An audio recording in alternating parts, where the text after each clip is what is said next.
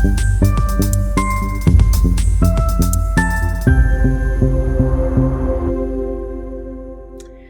go with our blog this week, I thought I would share just a really simple way to get started with tracking expenses when you are brand new to freelancing or brand new to starting a business. I currently use QuickBooks, and QuickBooks is a great option, but it's expensive, and you may not be ready to bite off a lot of expenses before you start making money. So when I was first in business, which was 16 years ago, I actually just started with Excel, and I tracked everything using Excel. Before you reinvent the wheel, you can go to Excel, and if you go to File and you go to New, you can actually search for online templates. And if you type in expenses, you will actually find several different options. And I actually pulled up a couple that I liked, that I thought I would share with you. So the first one that I saw that was kind of handy was this mileage log and expense report.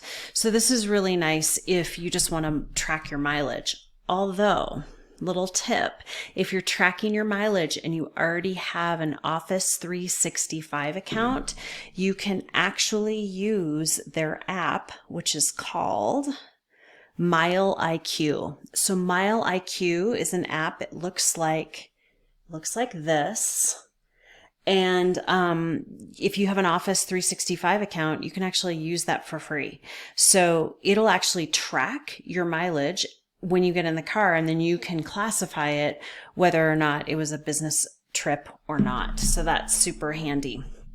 The one that I found that I thought you might like is this one down here, the business expenses budget. And I liked this one because it not only had, it had lots of different things in here. You could take out what you didn't want. It has planned expenses, so you could basically do some budgeting, which is always important.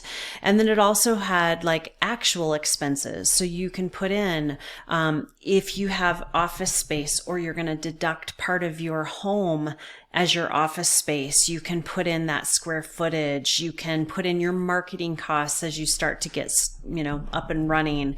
If you take training classes, if you have professional development, if you have software, hardware expenses, you can put those in here.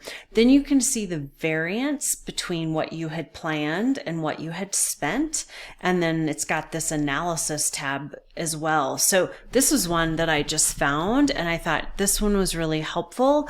Like I said, I would add other categories. I would add categories like hardware, software, subscriptions, Amazon purchases like office equipment, paper that you buy for your printer, any of those types of things, microphones, video cameras, ring lights, anything that you spend that you're going to use in your business.